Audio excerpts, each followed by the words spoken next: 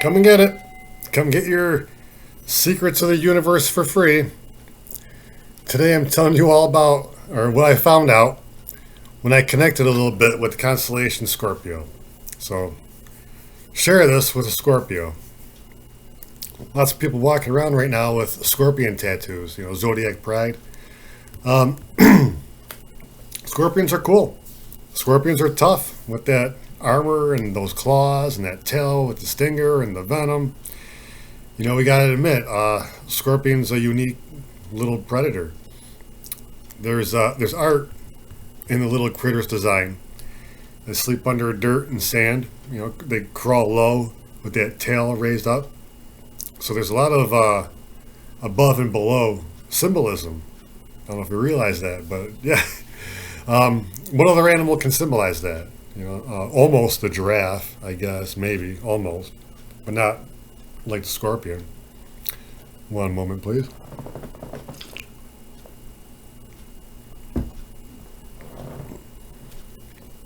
So what makes it a symbol for the zodiac? How can a scorpion's life symbolize a spiritual lesson for a human? Because every animal species is here to show us a different, the different ways to live with Gaia. Americans, we just want more things to put barbecue sauce on. But there's something to learn from every animal you look at.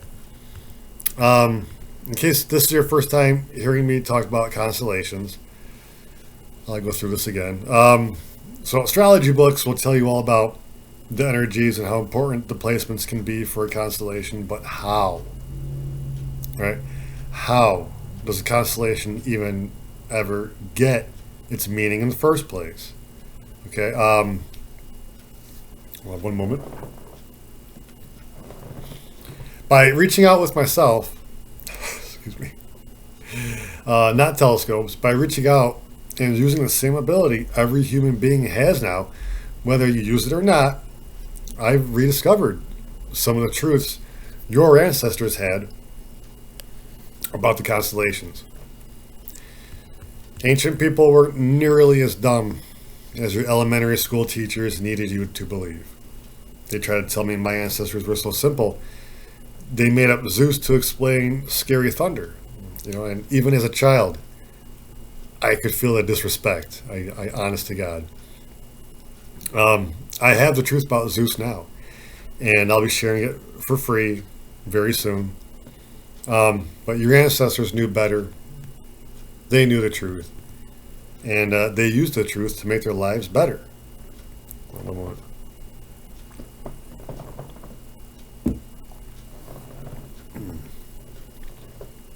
Yes, NASA's narrative of stars being just burning farts has made a worse life for you. You have no magic.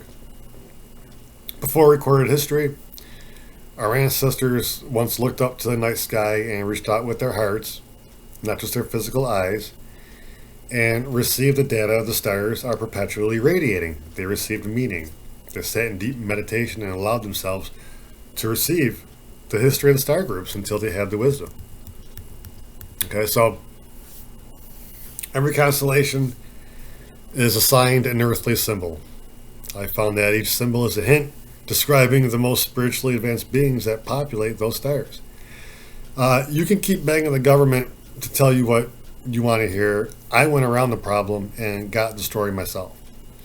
Forget disclosure. We'll have first contact as soon as we figure out and apply some better ideas. It's on us to finish maturing.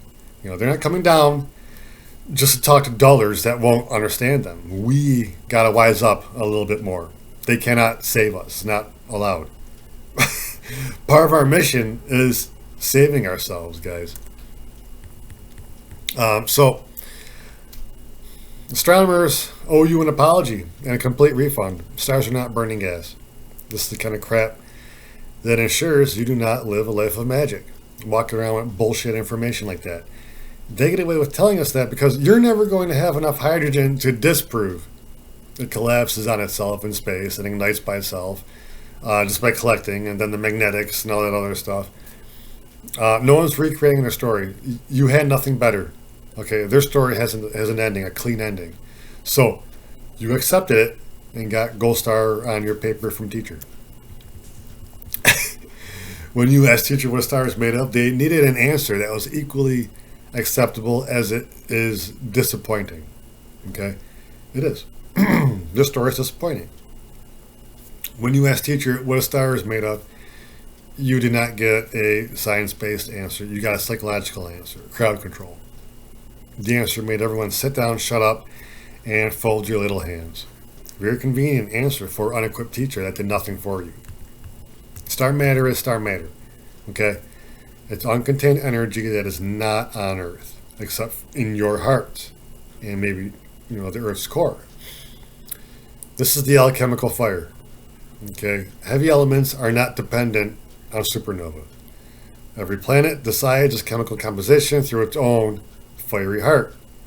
Humans are relearning this as it applies to themselves, ourselves. Okay, with our sliver of star matter, the fiery heart the fiery heart. You all have it. You just got to activate it by doing a little bit what Yeshua did. When you talk about Yeshua, the biblical Jesus, and his fiery heart, you see the paintings with his heart ablaze, right? Guys, there's only so much divinity the human body, especially with its current DNA, can hold. To be human, to play here and accomplish your whatevers in your human avatar, you had to shrink yourself from your godhood. Like Alice, you had to eat the cake or mushroom or whatever it was to make you small enough to enter and play here. The rest of your divine self is with the rest of mine and everyone else's at the center of the solar system. When you got here, you unpacked the divinity you're not using and put it with the rest of the groups to make a whole another body for someone else, for soul. So we're all using that now in ways that benefit everything here, like anchoring the orbit of the planets and soul taking part in things like photosynthesis. And that's just this planet. We don't know what it's doing on other planets. And this is every star.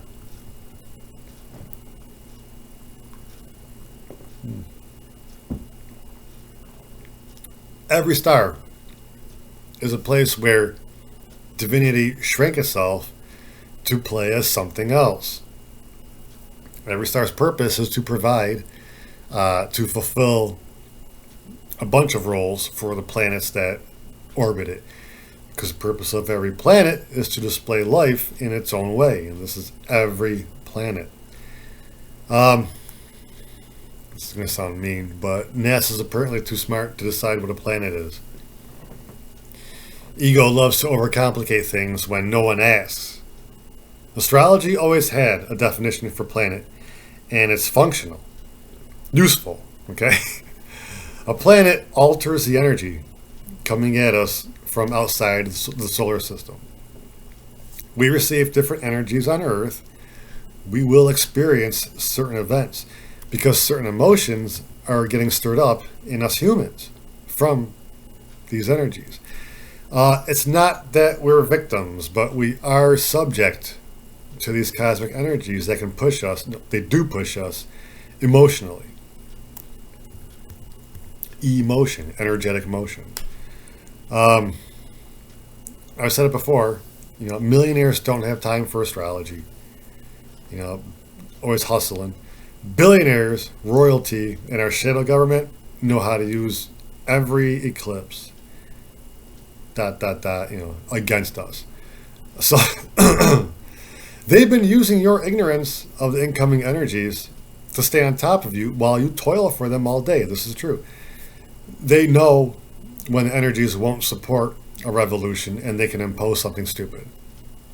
They know when an event is coming where you're going to need them, and they'll get to take advantage of that. Those are two just to start. There's a list of ways to stay on top of you. using what the stars tell them. You don't, so you stay in debt. This message is about Scorpio, though. But I got to give you all that backstory because we're so far behind in understanding our reality. It's that bad. Okay, I had to tell you all that first. The constellations are perpetually radiating data, okay, relating to the most spiritually advanced race of the star family. The zodiac is special because they are radiating the lessons of the events they live through in order to help patch the creative mistakes of this universe. Yes, I said that. Creative mistakes. I've told you in the past videos of Leo and Gemini and what they learned there by living completely without the wisdom represented by their symbol. They had to live through all the problems, come back to the solution, and apply it to obtain their symbol and their rewards. And this helps fix the universe by creating a place where the problem has been completely rubbed out. So solutions can spread from there to patch smaller but similar problems elsewhere in the universe as they arise. Which, when we're done, new ones won't be able to arise, but that's us later on. So, to fix the universe's creative problems, it must have been divided into 12 parts. It was that big. And this is extremely interesting. For more information, I'll turn you to the 12 labors of Heracles. This mythological story is allegedly reflecting the zodiac lessons. I wouldn't know because, honestly, I've only met 4 of the zodiac so far. So I'm only at 25%. See, I've left room for you guys to find the rest because I don't want to be the only one doing this. Even though it is like really cool, meeting constellations. But let's talk about scorpions real quick. What makes the scorpion so unique? What can the scorpion's lifestyle teach us in a spiritual manner? A lot of people think it must be the armor that sets it apart. No. The claws? No. Stinger? No. Guess what? Sorry, but those things are what makes scorpions cool and interesting to children. Sorry, but you gotta look at the behavior of a scorpion. I'm sorry because scorpion is special because no other animal species ends itself like that poor little critter. The scorpion will end itself if it gets sick or it can't get water. They probably sting themselves instead of getting too old. They probably go for that. The scorpion stinger is a self-destruct. And, this is such a sore subject, I'm not even sure how much I can talk about it on YouTube. So I'll just assume you're getting how heavy this is. That's the sad reality behind Scorpio. It's about how they're capable of harming themselves at any given time. Just one flick. Humans line up and pay to harm themselves en masse. I don't want to point fingers, but yeah, we chug down sugar sodas and scarf down sugar cereal before work. To the point they advertise diabetes meds on TV now because the demand is there. We just normalize it. Every line at every drive-through was people lined up, overpaying to eat stuff that's barely considered food. Us Americans will eat anything with enough crystals on it. Everything just needs either more salt or more sugar, and we'll eat it. It seems like. I'm sorry. But this is just one example of us, humanity working through Scorpio energy. I'm not trying to stick my finger at anyone. I know it's all energy that just has to be worked out of us. We got to get through it. And we do it in the form of diabetes and other ailments that exist to slap us in the back of the head in an effort to wake us up. Listen, whether you like it now or not, you are in spiritual school. Your actions add to the spiritual quality of humanity. We made it, so there's a lot of dark karma, and now we're working out of it. So humanity can be a bigger thing when it's all said and done. This has always been what we're doing here. The beings of that constellation must have lived through hell and back, living completely without the lesson and meaning of Scorpio, which is that everyone is completely responsible for what comes down on them from above. So imagine planets of beings living just for themselves, for the moment, without a single consideration for the cause and effect and their futures. Greed and selfishness would have been completely out of control. But then so would all the negative karma, as everyone just exploits themselves and each other all day. It would have been a complete mess, and I'm sure God blessed the crap out of them for working through it, because it would have been huge. They might be living in such a harmonious way now. Imagine the opposite of what I said before. Now we have planets of beings looking to give, doing so many things from the heart, living from the heart, where we're all living in ego still. Your tomorrow is dependent on what you do today. There is a cause and effect applied to this reality. Cause and effect ensures proper movement of all energies when everyone gets what they deserve.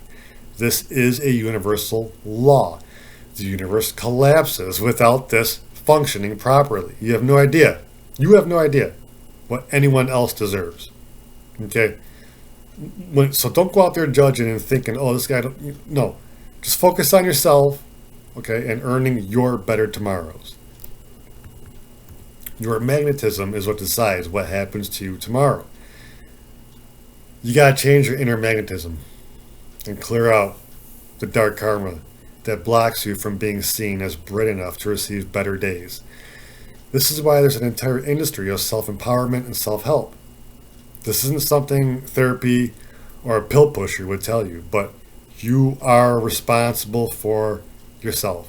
Take control of your vibe. Choose your thoughts better. Don't entertain all the cynical stuff that comes up. You don't have to interact with it. Do something today for tomorrow's sake. And you're using Scorpio the right way. All right? So Scorpio is one of 12 spiritual lessons that humanity is learning for the sake of the universe. Our history is so dark we've forgotten most of it. We've thankfully lost the horrors we've lived through as we learned all 12 lessons here on Earth by acting them out with each other. It was so bad. It's all lost to history. This is good because while the history is in our collective consciousness, no political asshole can come along and spin our history. It's forgotten so hard. It's forgotten so hard, we're not even trying to piece together so many of our mysterious ancient cultures. This is what it seems like. Scorpio's story is reflected in the myth, The Sword of Damocles. Our historians think that story reveals how hard it is to be king, but no. It only tells me that the king revealed himself as weak to the peasant that he showed it to. He gave him the crown. The king knew he was too weak, but guess what? He kept the job. That's a problem, because this describes everyone in Washington. This describes reality. This describes our system, our instigating police. Hollywood elite is contradictory on a planet where everyone's an actor. There are plenty of people we give too much to. They know it, but keep it. Little Donnie, he knew he didn't deserve a ballroom. You do deserve an Oscar sometimes. Every time you felt you needed to, you put on an act. It's not a big deal when they do it either. Okay, we can settle down. Half of them are just overpaid pedos anyway. My last message, I mentioned how getting mad at someone on TV is like punching yourself in the head and hoping the other person felt it instead of you. When we get heavy with unnecessary emotion, we hurt ourselves. We can literally take time off our hearts. This is a lot like a scorpion stinger coming down on itself.